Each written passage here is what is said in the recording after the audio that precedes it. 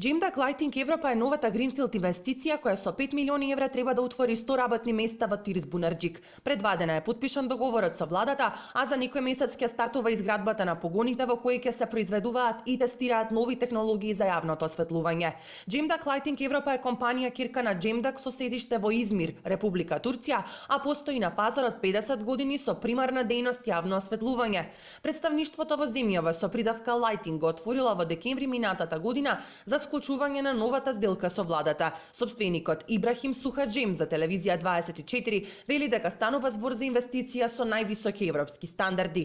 Нашата инвестиција во Скопје се однесува на улично осветлување, производство на арматури за улично осветлување, производство на комплетно осветлување, производство, развивање на технологии и информирање на лабораторија за истражување и развој во Скопје, тоест зборуваме за 3 засебни делови кои што се надополнуваат едно со друго. Но ова не е прва инвестиција на турската компанија во Македонија.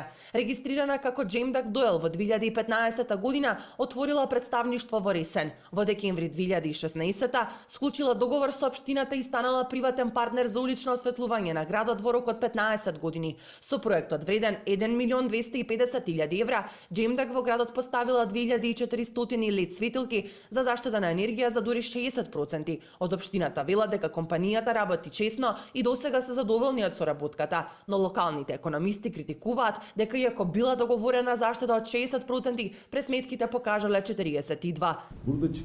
Ние сме секогаш спремни да излеземе на терен и ги повикувам сите да излеземе на терен и да го направиме заеднички мерењето.